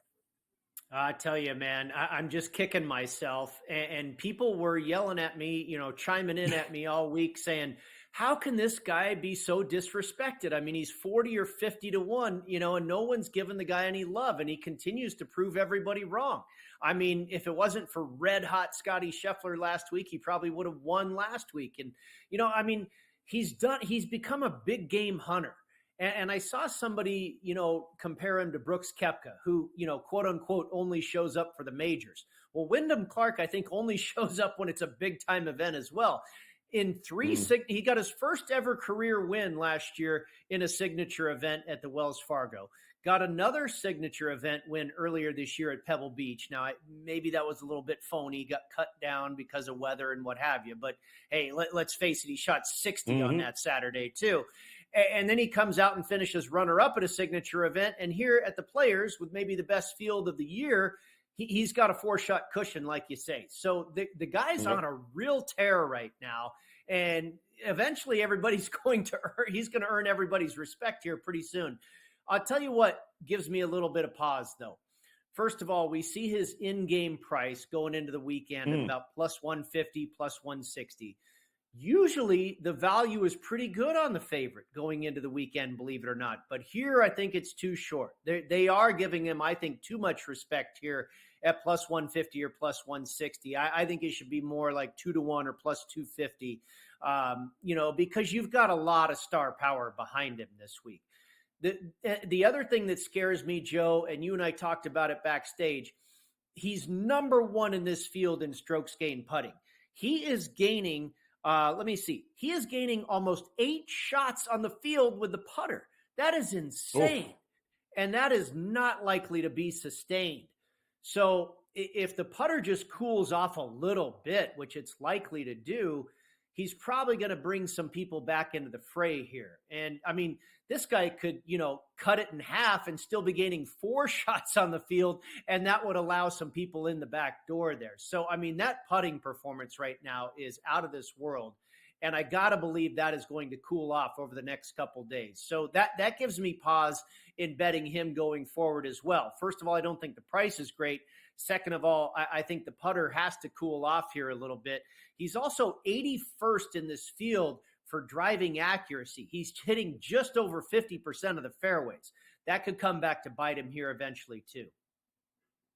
Well, you know how we usually like to do it here, Brady. You and I, we like to, of course, pat ourselves on the back when we're right, but we also love to rip ourselves when we were wrong here. And as I'm looking down this list of people without tee times this weekend at the Players, there are some names that are sticking right out to me that you and I thought might not be a bad shot. JT, not playing. Yeah. Jordan Spieth, not playing. Will Zalatoris, not playing this weekend. So there are some guys here that you and I talked about earlier in the week. We thought, this could be a great tournament for them. Yeah, no, not good enough here. Any one of these surprise you more than the other? I think Thomas is the biggest surprise. Zalatoris, you and I, we didn't really land on Spieth too much. He's like everybody else. This tournament, it plays no favorites. Everybody's got a volatile record. They've missed 4 cuts and they've finished top 10 4 times. I mean, there's no rhyme or reason to course history here. But I don't think Jordan Spieth is the best fit for this track. Now, Thomas and Zalatoris are certainly a little bit surprising. Zalatoris doesn't completely surprise me because I think he got to the point where he was maybe getting a little too much love. He had a runner-up finish at the Genesis. He had a near miss last week at Bay Hill, and everybody was just falling in love with this guy, I think, a little too quickly. And this is a really tough golf tournament to just rely on, what you've seen the last couple weeks. But Thomas has really, after struggling last year, and then finally turning it on at the very end of the season, and then got it really going at the beginning of this season in the fall, he's been progressing towards this and has had some really good finishes leading up to this, not just for a couple of weeks, but for a few months or 3 or 4 months. And so he's surprising to me. Also a former winner here too. That one gets me a little bit more than the others. But, at the end of the day, I've got to we'll pat ourselves on the back at this point, Joe. We didn't land on him. We talked about him, but we didn't land on him. We did land on Xander Schauffele. So I hope, I think and I'll tell you what, I think the price on Schauffele going into the weekend is pretty fair at plus 550 or 6-1. I don't think that's a bad number. The other guy that has really impressed me that I think his number's completely fair is Corey Connors. He's sitting there at 8 under par at 28-1, and he's not doing anything too crazy. The putter's solid, which is atypical for him, but he's like 25th. He's like 25th in this field right now for strokes gained putting, gaining a couple of strokes on the field. So that's cool. I don't like to see guys go too far off the spectrum because it'll tend to come back towards the mean, right? So, gaining a couple strokes on the field, that's cool. He's doing everything well, and he's got himself to 8 under par, and you're getting 28-1. Maybe not a bad spot to play him for a top 10 or a top 5 or even a win. And I think Schauffele's the other guy that has a fair price at 5 or 6-1. He's 6th in this field for greens in regulation, 7th on approach, 12th off the tee, 22nd in putting. So again, not off the charts, but solid. And he's 3rd in scrambling. He's getting up and down and getting it in the hole. So a solid. And you know what else is impressive for me with Schauffele, Joe? He goes out, and even more impressive for Wyndham Clark. Both of those guys go out on Thursday and shoot 65, 7 under. Now Clark backs it up with another 65. But Schauffele, a lot of times when you go so low like that, the next day you'll come back to the pack, but Schauffele still shot 3 or 4 under 3 under today. Yep. So I'm feeling good about that he didn't crash and burn after going really low in round 1. It's interesting board. I'm a little worried about the health of Scotty. Seems to be getting a massage after every shot and hole here with Scheffler. So obviously looks like the neck, and he's obviously fighting through some things here. 67, 69, not bad here. But Fitzpatrick is interesting to me because he seems to be another guy flying under the radar. You mentioned him in the beginning of the week here. It's not like he doesn't have experience, is not capable. We both thought he was a little disappointing at the Honda. So where are you on Fitzpatrick here? Is it a decent price at least? I think the price is a little short, and it's weird. I mean, he's number 1 in this field for strokes gained off the tee, which is a little bit atypical for Matt Fitzpatrick. He's losing strokes around the green. He's 86th in this field before the cut for strokes gained on and around the greens. He's gaining quite a bit with the putter. He's been putting very well, gaining almost 3 shots on the field, 14th for putting. But he ranks 37th for strokes gained approach. So the iron play is not spot on. It's a little bit all over the map on how he's getting it done and getting to 9 under par. So that gives me some worry there that it's not just a streamlined stat sheet that he's nailing it. Scheffler, everything's pretty typical except for strokes gained approach. He's 25th for strokes gained approach. Normally, Scotty would be in the top 5 in that category. He's second in greens in regulation. He's third off the tee. That's normal. And also what's normal, Joe? He's 70th in strokes gained putting. So there's nothing really atypical here for Scotty except for the iron play. And you talk about, maybe some of the nagging aches and pains. No guy's ever defended the title here. Right now, it doesn't look like it's going to be his week. Well, let me ask you, how far down the board are you looking here to make a run here on Sunday here? 7 under? What's the cut for you with a chance of actually winning this thing realistically? Yeah, great question, Joe. And I think what I told myself earlier is you have to figure this lead is not 14 under, but let's call it 12. Somewhere in between Schauffele and Clark. And what's realistic about getting to 12? I think 6 under has a shot. Tom Hoge is another guy. Last year, he shot a course record 62 on Saturday. Somebody goes and throws a 62 up there tomorrow, they're going to be in the hunt. Yeah, I love that. I still think very much open here. This tournament of players should be a heck of a weekend. Brady Cannon, we'll see you over the weekend throughout, no doubt. Let's cash a few tickets. Game Time Decisions will be back next on the grid. Let's go, baby.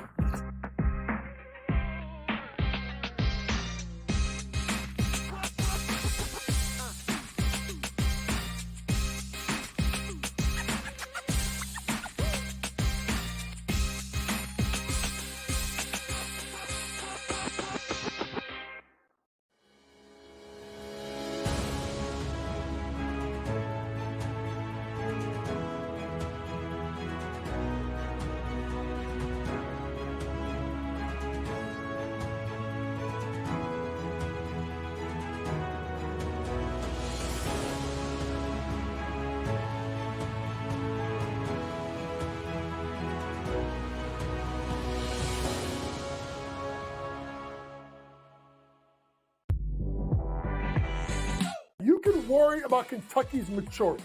I get it. Are you making a good point about it? Absolutely. They're young. They're inexperienced. They're going to make a ton of mistakes. Sometimes you can worry about their defensive tenacity.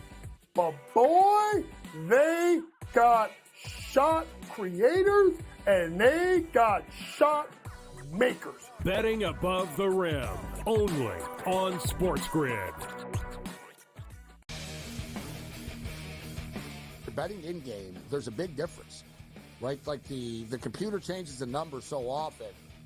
Like, I tried to get this in right now, but in reality, as I saw plus 165 in the arena, they're hitting the shot. And I'm getting this like a couple of seconds late.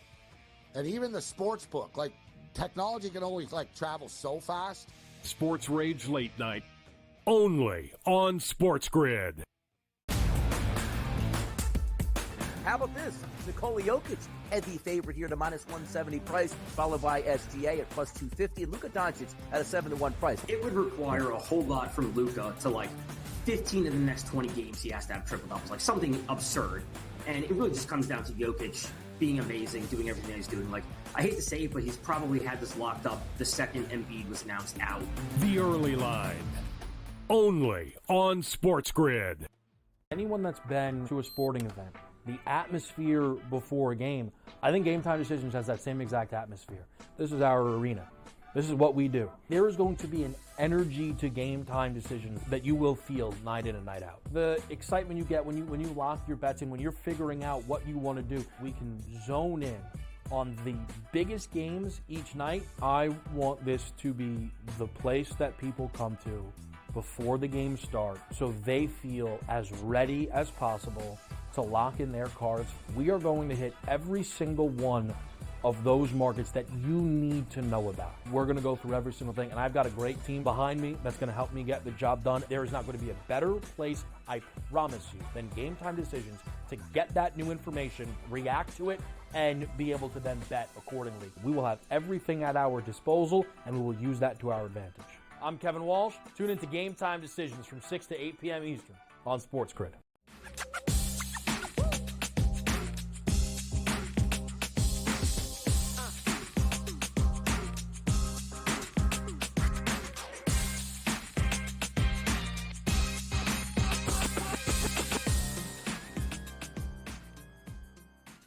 All right, welcome back in Game Time Decisions here on the Sports Grid Network. I'm Joe Raineri, joined by the man taking over here at the top of the hour one, Kenny.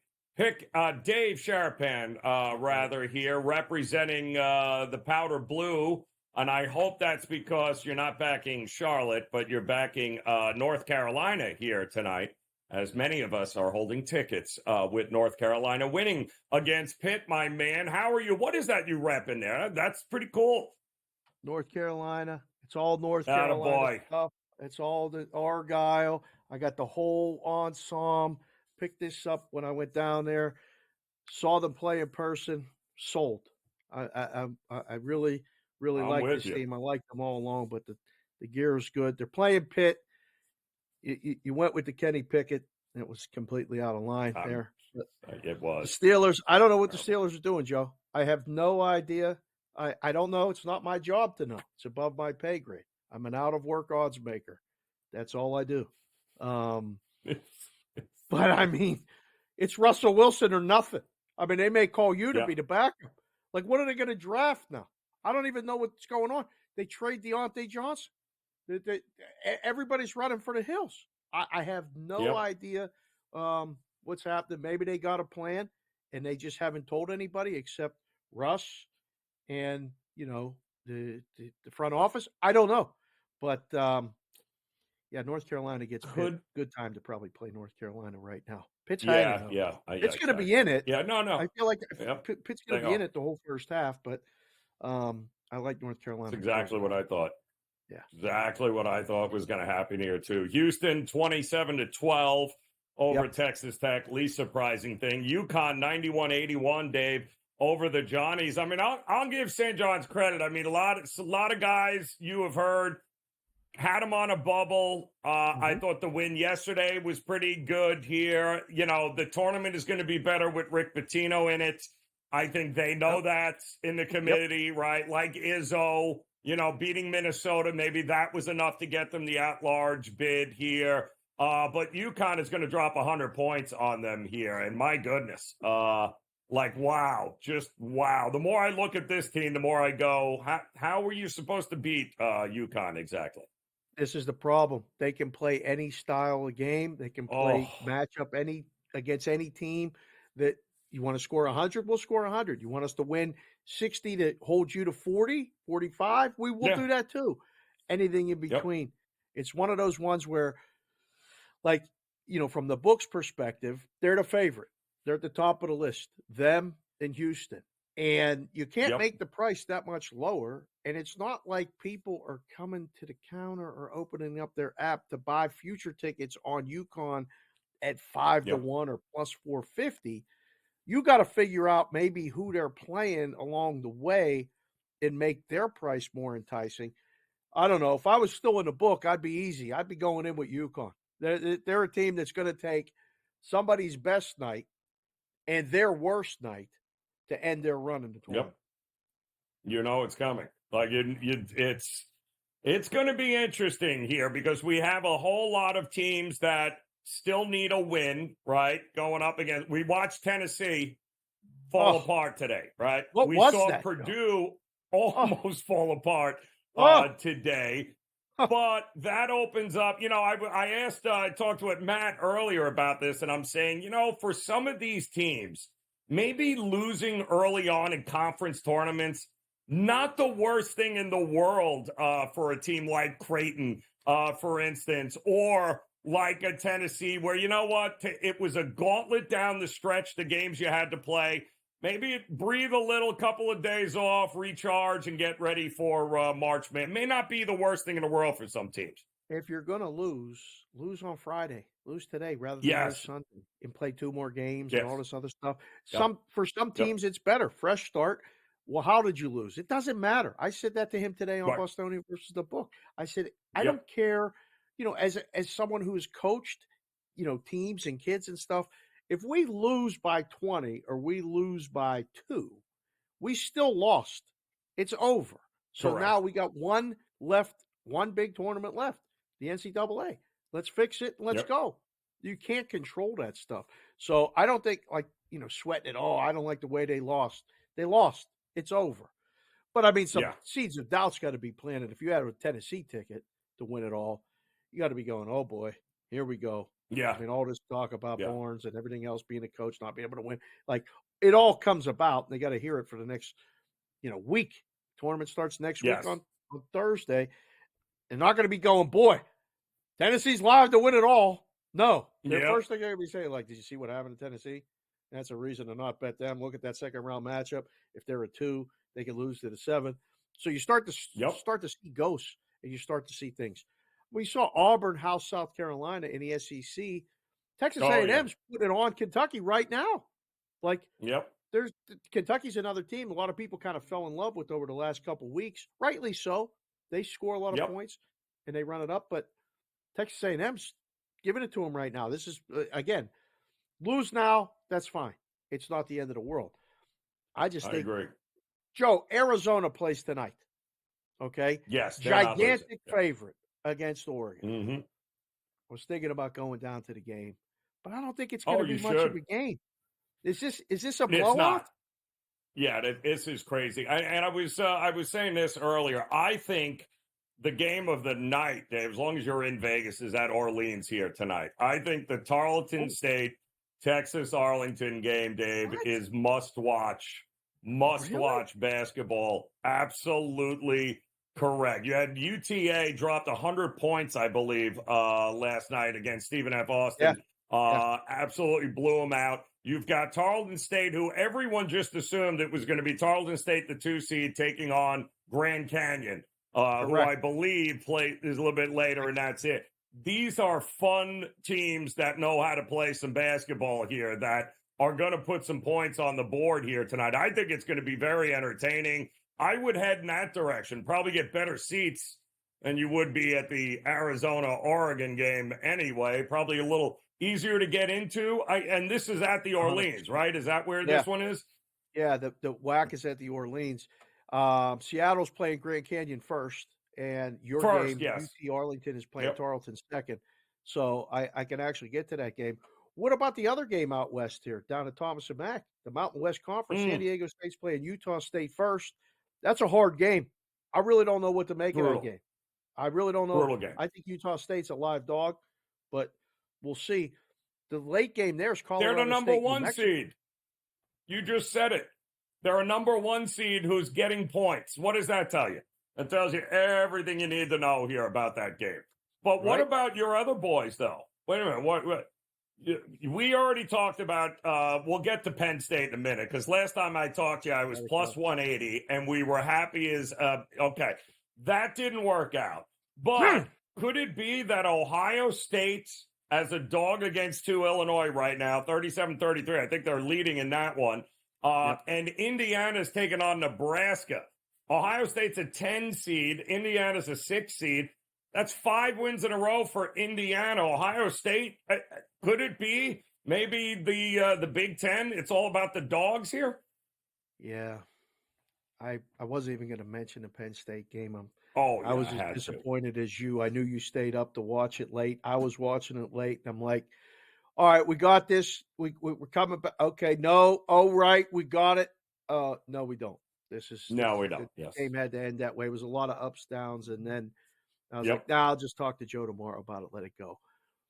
I don't know. I really am not sold on Indiana beating Nebraska. Can they cover? Yes. I thought that line should be what, 2.5, 3 max? I agree. I agree. I mean, it seems a little bit healthy, and I think that's the built-in natural play because they played an extra game. Well, okay. Does that matter at this point? I mean, maybe at some point in the last 10 minutes of the second half of the fourth game, maybe, all right, and finally we'll catch up. But I don't know. I don't think it's really that big of a deal. I thought, I mean, look at the SEC game late. Florida and Bama. You see that total? Do you see that total, Joe? Well, you can't bet the under. Something? You can't bet the under. You can't bet the under. You can't do it. You can't do it. No. Although they did drive me crazy last night, Florida, trying to get past Missouri or Georgia, rather, it was, come on. They let him hang around in that game forever. That was disgusting. Ridiculous. No. Yeah. No. I think it'll be a much more entertaining game here tonight with Florida and Alabama. And ultimately, I think what we just got with UConn and St. John's, it feels like that's what we're getting with Alabama and Florida, no? I mean, I am not holding an under ticket hoping that they miss shots because they probably won't miss a lot of them in that game.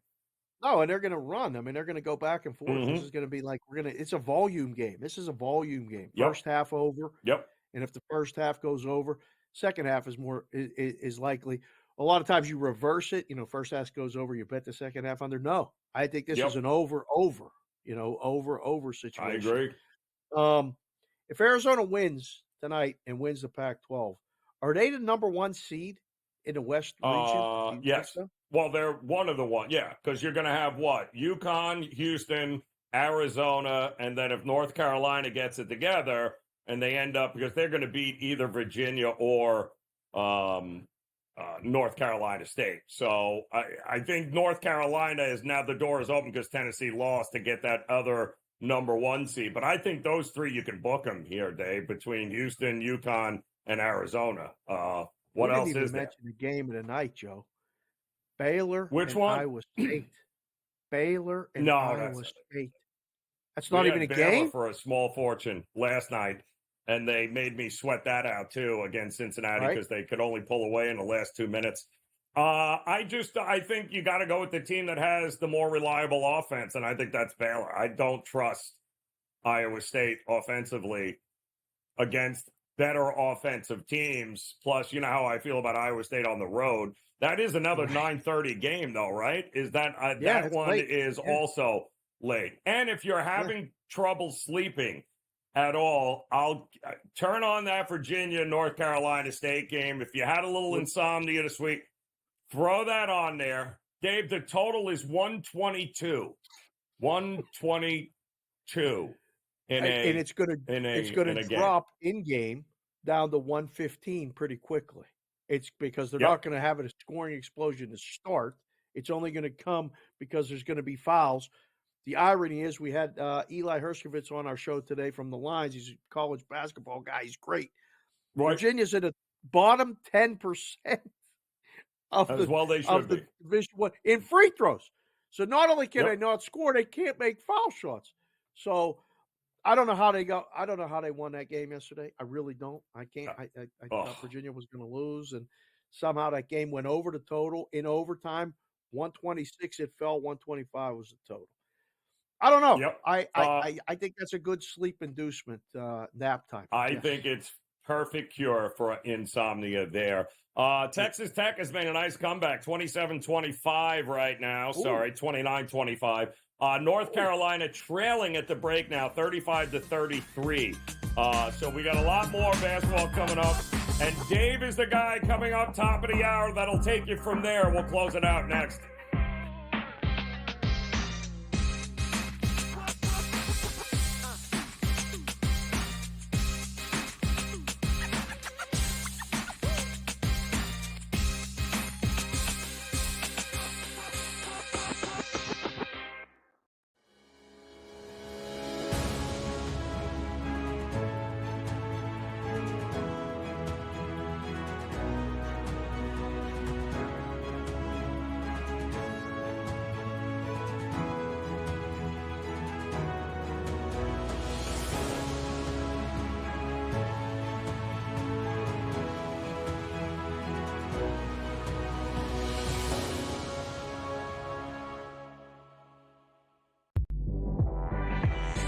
You can worry about Kentucky's maturity.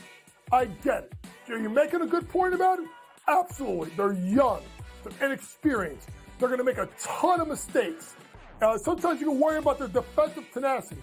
But boy, they got shot creators and they got shot makers. Betting above the rim, only on SportsGrid. Betting in game, there's a big difference, right? Like the computer changes the number so often. Like, I tried to get this in right now, but in reality, as I saw plus 165 in the arena, they're hitting the shot. And I'm getting this like a couple of seconds late. And even the sports book, like, technology can only, like, travel so fast. Sports Rage Late Night, only on SportsGrid. How about this? Nikola Jokic, heavy favorite here to minus 170 price, followed by SGA at plus 250, and Luka Doncic at a 7-1 price. It would require a whole lot from Luka to, like, 15 of the next 20 games he has to have triple doubles, like something absurd. And it really just comes down to Jokic being amazing, doing everything he's doing. Like, I hate to say it, but he's probably had this locked up the second Embiid was announced out. The early line, only on SportsGrid. Anyone that's been to a sporting event, the atmosphere before a game, I think GameTime Decisions has that same exact atmosphere. This is our arena. This is what we do. There is going to be an energy to GameTime Decisions that you will feel night in and night out. The excitement you get when you lock your bets in, when you're figuring out what you want to do, we can zone in on the biggest games each night. I want this to be the place that people come to before the games start so they feel as ready as possible to lock in their cards. We are going to hit every single one of those markets that you need to know about. We're going to go through every single thing, and I've got a great team behind me that's going to help me get the job done. There is not going to be a better place, I promise you, than GameTime Decisions to get that new information, react to it, and be able to then bet accordingly. We will have everything at our disposal, and we will use that to our advantage. I'm Kevin Walsh. Tune into GameTime Decisions from 6 to 8 p.m. Eastern on SportsGrid.